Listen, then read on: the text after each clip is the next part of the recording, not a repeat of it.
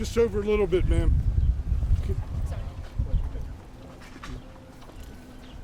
Good afternoon, everybody. Beautiful day, huh?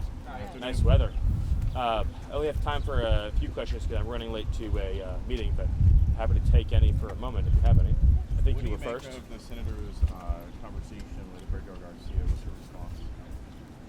I'm almost at a loss for words for how outrageous it is.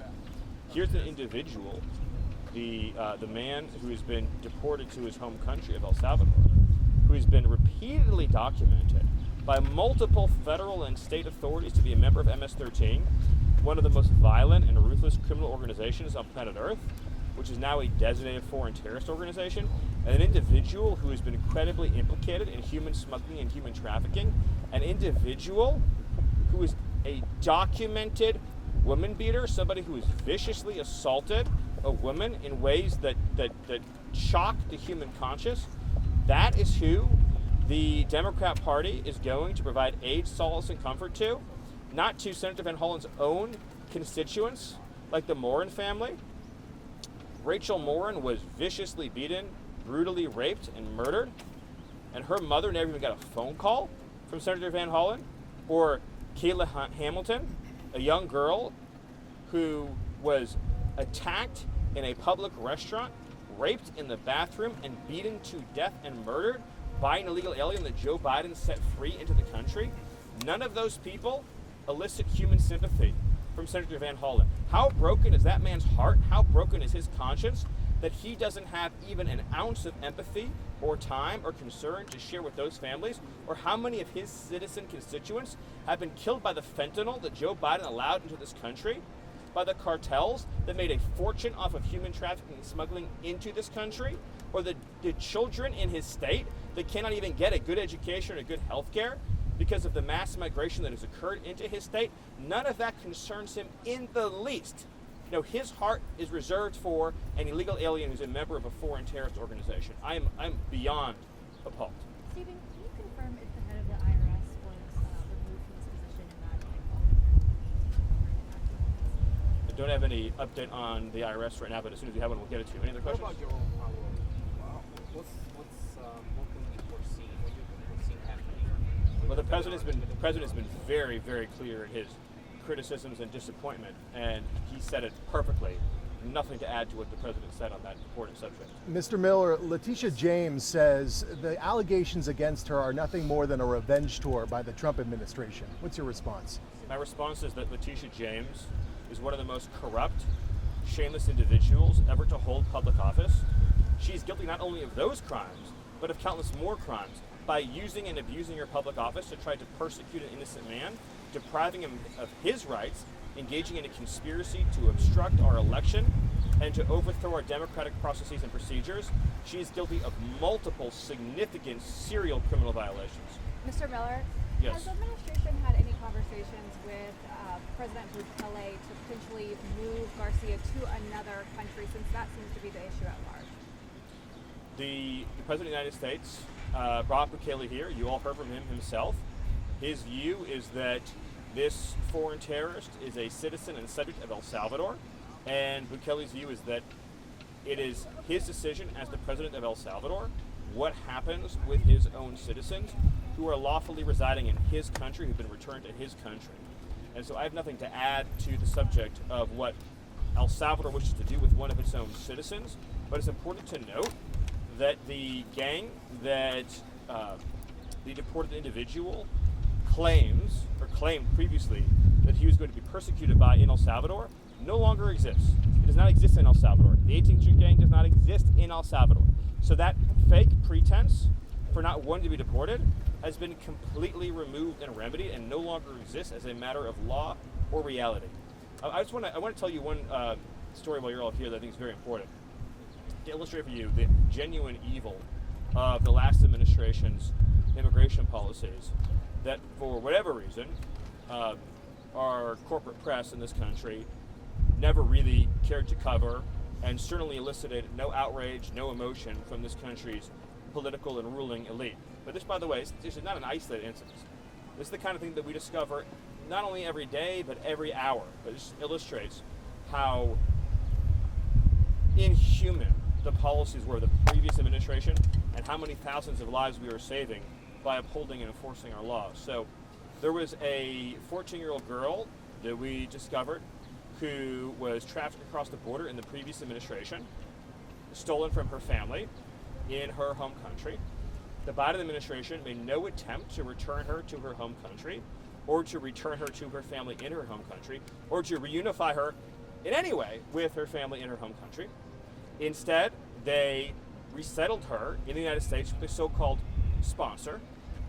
That so-called sponsor, all funded by our taxpayers, this entire procedure funded by taxpayers, that so-called sponsor was himself an illegal alien.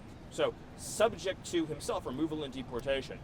Again, the Biden administration did not deport the sponsor, but handed the girl over to the sponsor. The sponsor claimed to be that girl's brother. He was not in fact her brother. The Biden administration, of course, did not attempt to verify this in any way, shape, or form, as they did not for the hundreds of thousands of minors that were placed in the hands of illegal aliens. They know they were being lied to. They didn't care they were being lied to. This individual was an illegal alien who had no familial relation with this young girl. What happened next will not surprise you, although it will sadden you. He raped the 14-year-old girl and impregnated her.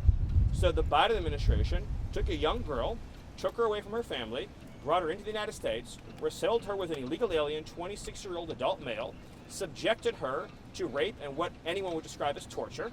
So the young girl was tortured and raped and impregnated as a result of the choices made by the Biden administration. When this case was brought to the Biden administration for prosecution, they turned it down and did not even prosecute the case. So it's evil on top of evil on top of evil. And I am not interested in moral lectures from anyone in this country, whether they be in the media or the Democrat Party or in the corporate press, about immigration policy when the left has been complicit in the greatest crimes against humanity that we have seen in God knows how many years in this country. A system that has turned human beings into fodder for the cartels and participated in the mass rape and exploitation of children and the mass murder of Americans. That's what we're fighting against, that level of evil and depravity. And if you are weak or soft or passive in the face of evil, then you will be conquered by it. And this country will be conquered by it. And we will not be a free country anymore or a safe country. We'll be a country ruled by cartels and gangs and terrorists. That's the stakes.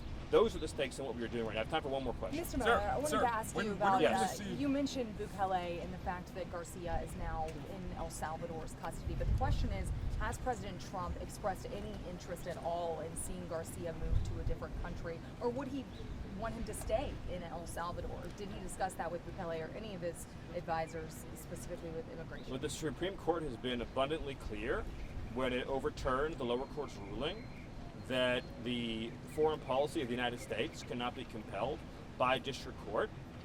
The view of our administration has been very clear and consistent that this man is a subject and citizen of El Salvador, and El Salvador, as a sovereign country, has informed us repeatedly and publicly that it is their desire and intention to retain custody of him.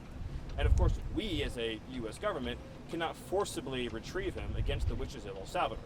Of course, again, as we discussed at some length in these settings, if we were to forcibly retrieve him, the irony would be is that because he's here illegally and has a deportation order, he would simply be deported the second time back to El Salvador, because the withholding order that has been so much discussed is no longer valid or enforced because he's a member of a foreign terrorist organization, and because the fake claim that he completely fabricated about being persecuted by a rival gang no longer exists. The gang itself no longer exists in the country. I'll take one more question. Sir, Mr. Miller, a federal appeals judge. Sir, Yes, when are yes. we going to see accountability and consequences for Secretary of State and local officials that are violating 8 USC 1324 by Smuggling, harboring right, illegal yeah. aliens? Yeah. As well as, isn't it kind of bizarre that Chris Van Hollen tried to smuggle and facilitate the re-entry of this illegal alien, also in violation of 8 USC 1324? Yeah, we also haven't heard any stories about the Logan Act this time around for whatever reason. So it's a great question Thank you. and a knowledgeable question. I don't get a lot of questions around here where people are citing the Immigration and Nationality Act, so that's great. You're exactly right that the sanctuary cities are engaged in multiple criminal violations: harboring, smuggling, inducing, obstructing justice, obstructing official proceedings, and many other crimes. And this is something that the Department of Justice is taking a very hard look at. I will just say that it is my view, the view of this administration, that these cities are engaged in systemic criminal violations, and that they are engaged in a scheme to nullify and obstruct the duly enacted laws of the United States of America. And I would again note, when we talk about morality, talk about decency, sanctuary cities shield criminal illegal aliens from removal. We repeatedly go into communities and arrest illegal aliens who were previously in custody, that they refused to turn over, that were sent back onto the street, that have subsequently raped or abused a child. I just want you to think about that for a second. You have sanctuary cities like Los Angeles, like Boston, like Chicago, where illegal aliens will be booked, arrested, placed into city or state custody, charged with serious crimes. ICE will ask them to be turned over for deportation. They will willfully release them back onto the street, obstructing federal law enforcement, doing so at a time and place of their choosing, making sure that we don't know where and when they will be set free. And then those illegal aliens will go out and take someone's son or someone's daughter and abuse and rape them. This is, the word scandal doesn't even come close to describing the enormity of the evil that we are talking about with these policies. About repeatedly subjecting citizens on purpose, deliberately, with malice aforethought, to crimes against them and their families by individuals who by law shall be removed from this country. And we have a whole body of immigration law, by the way, the last administration shredded, that says illegal aliens shall not be allowed to enter the country, shall be detained through removal, shall not be set free.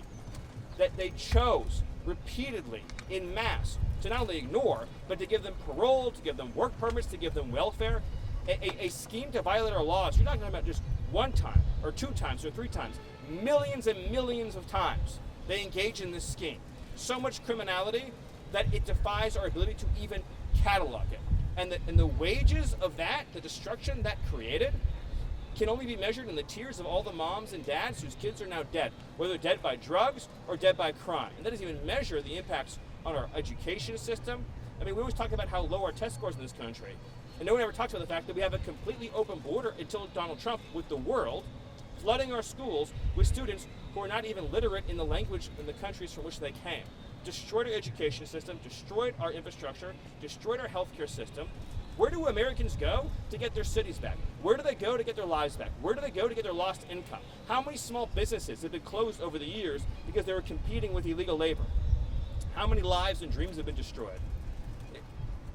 The other side in this debate, this isn't a debate between two reasonable points of view. It's a debate between a political party led by Donald Trump that believes in nationhood, that believes in sovereignty, that believes in the idea that there is such a thing as citizenship and it's sacred, and a party that is literally waging war against the very idea of nationhood. And as far as they're concerned, every single American citizen who's hurt or killed as a result is acceptable collateral damage. Well, it's not acceptable to Donald Trump, and we're shutting it down, and we'll never apologize for it. Thank you. Mr. Villa, on due process,